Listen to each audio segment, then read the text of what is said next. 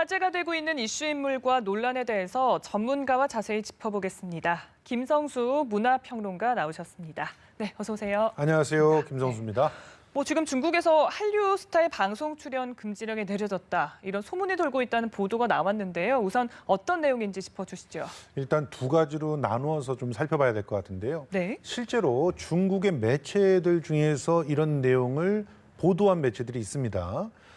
지금 홍콩의 매체는 중국의 연예계 소식통을 인용하면서 대표적인 데가 핑거르바오 같은 그런 매체인데요. 네. 사드 배치와 관련해서 중국에서 지금 전체적으로 사실 중국이라고 하는 나라가 사회주의 국가이기 때문에 네. 광전 총국이라는 데서 모든 걸 다 통제를 하다시피 하고 있거든요. 이 광전 총국에서 한류 스타들에 대해서 금지령 혹은 자제령을 내렸다라고 하는 그런 골자의 보도들을 했고요. 네. 같은 날이죠. 시나연예라고 하는 이거는 중국 내의 대륙 매체입니다. 여기서도 역시 비슷한 내용의 보도를 한 바가 있습니다. 그러니까 이런 중국 내 매체의 보도에 근거해서 사실관계가 이런 의혹이 있다라는 정도를 보도한 내용들이 있는가 하면 네. 실제로는 거기서 좀 더 나가서 이것은 사실 우리가 흔히 말하는 찌라시에서 많이 돌고 있는 그런 내용인데요. 괴담이 돌고 있는 것이죠. 어떤 거죠? 가령 한류 스타 중에 유인나 씨 같은 경우가 지금 일종의 네. 희생양이 됐는데 유인나 씨가 촬영 중에 이제 다 계약이 해지되고 지금까지 촬영한 것들이 전부 다 삭제가 되게 생겼다. 이런 식의 얘기들도 나돌았던 건데요. 네. 근데 이런 내용들은 대부분 이제 괴담은 거짓으로 이제 밝혀지고 있습니다. 네. 그러니까 지금 보시는 것처럼 유인나 씨 소속사에서 사실이 아니다 이렇게 밝혔잖아요. 그렇죠. 지금 이제 유인나 씨 소속사에서는 일단 루머는 사실이 아니고 네. 막바지 촬영에 임하고 있다 이렇게 밝혔는데 유인나 씨 소속사 측에서도 이제 어떤 내용은 인정을 하고 있냐면 중국 내의 분위기가 조금씩 달라지고 있는 것 같다. 이전까지는 사실 한류 스타들 잡기 위해서 혈안이 되어 있었고 어떻게 하면은 함께 합작으로 뭔가를 만들까. 특히 지금 중국의 어떤 그 한류의 소비의 형태들이 어떻게 바뀌고 있냐면요. 원래는 한국 그냥 콘텐츠를 사는 거였어요. 그러다가 한국 회사에 투자를 하는 거였다가 중국 내에 한국과 합작하는 회사를 만들어서 중국 내에서 콘텐츠를 만드는 형태까지 가 있는데 네. 중국 내에서 합작을 안 하면 사실 한국의 회사들은 거기서 단독적으로 회사를 만들 수가 없어요.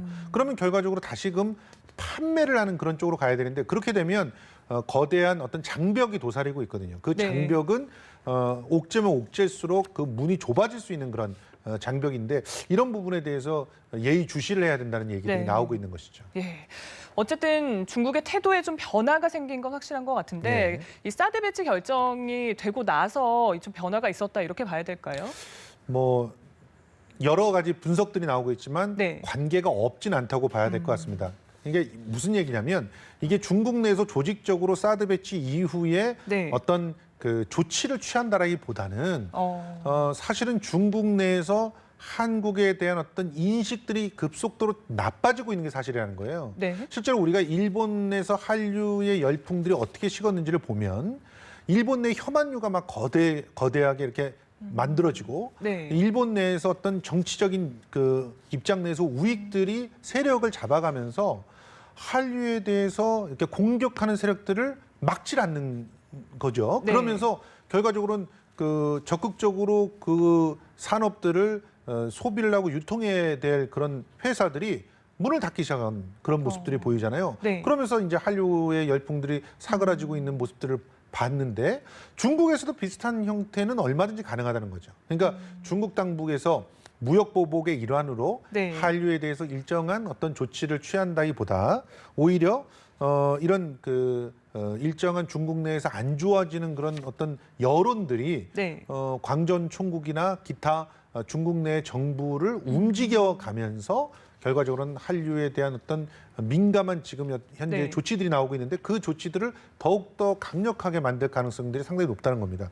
실제로요, 중국은 전반적으로 한국의 한류 콘텐츠들에 대해서 그다지 우호적인 태도는 아니었어요. 중국 정부는. 원래요? 그렇죠. 중국 정부는 사실 중국 내에서 중국다운 콘텐츠를 만드는 것이 가장 큰 목표죠. 예. 그렇기 때문에 한류 콘텐츠들을 소비를 하는 그런 모습들에 대해서 외교적으로는 굉장히 박수도 보내고 뭐 우호적인 그런 모습들을 취하지만 내적으로는 여러 가지 장벽들을 하나씩 만들었던 게 사실이거든요.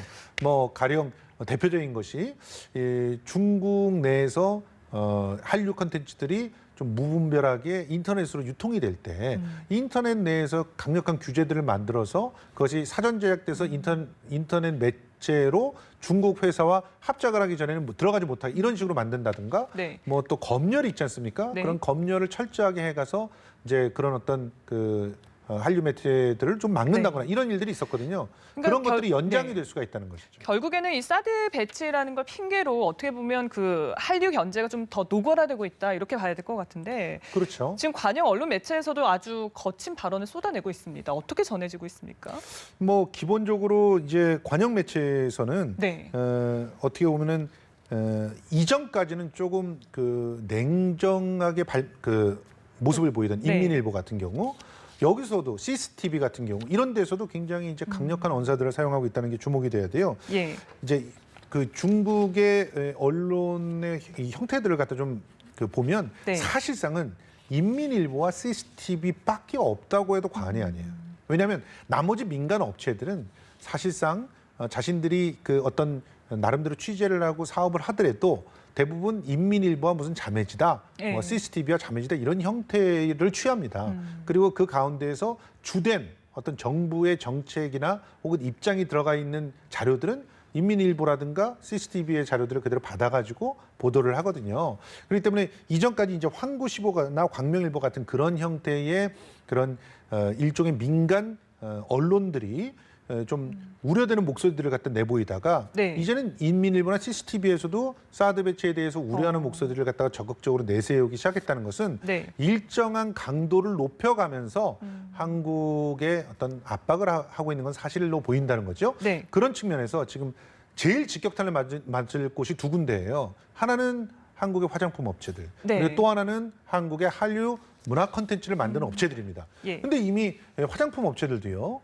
12월부터 진행되는 화장품 업체들에 대한 성분 검사 강화 조치에 의해서 직격탄을 맞게 생겼거든요.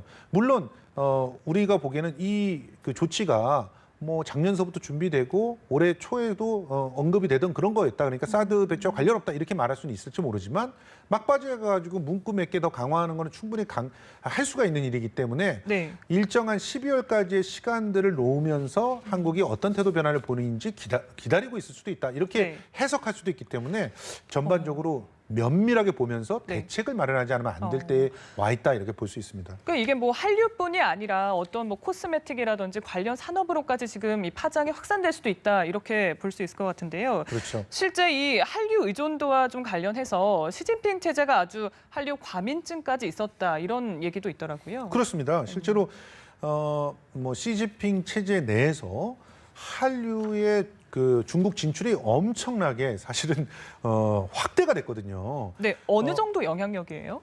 뭐 지금 중국 내에서 예능 프로그램들 보면은 성공하고 있다는 예능 프로그램들이 거의 다 한국에 있는 예능 프로그램들에게 포맷을 사갖고 갔거나 아니면 중국 내 아까도 말씀드렸듯이 합작 회사를 만들어서 한국 인력들을 데려가가지고 거기서 직접 만들거나 이런 작품들이에요. 네, 실제 중국으로 가서 또 인기를 얻은 그런 배우나 아니면 가수들도 있잖아요. 굉장히 많죠. 굉장히 지금 뭐 많죠. 추자연 씨, 홍수아 씨, 장나라, 장서희 뭐 이런 분들을 비롯해가지고 뭐 SM의 뭐 엑소라든가 엑소 같은 경우는 중국에 떴다 하면은 그냥 그야말로 마비가 될 정도지 않습니까?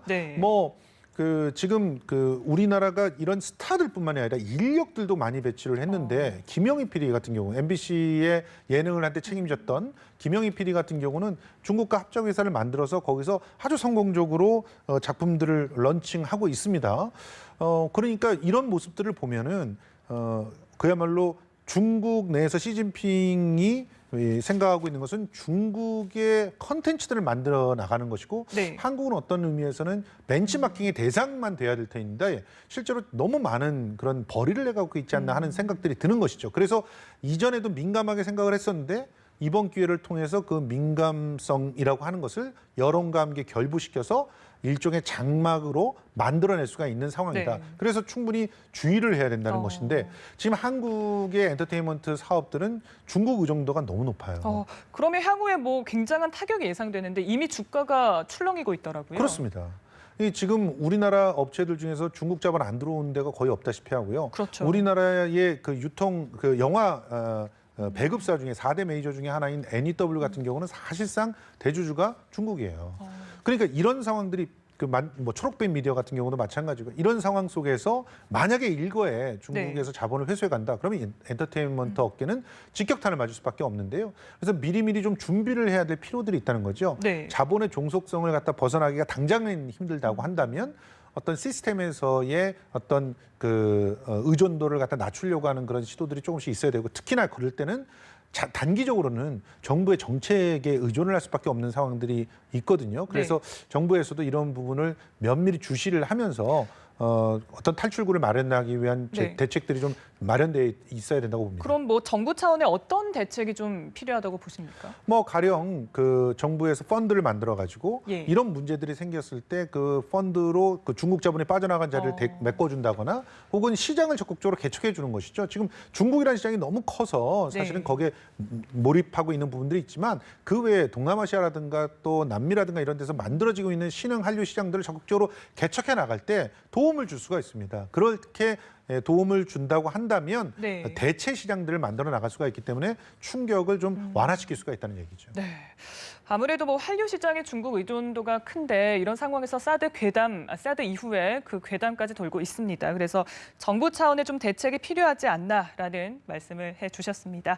네, 오늘 말씀은 여기까지 듣겠습니다. 김성수 문화평론가와 얘기 나눴습니다. 오늘 고맙습니다. 고맙습니다.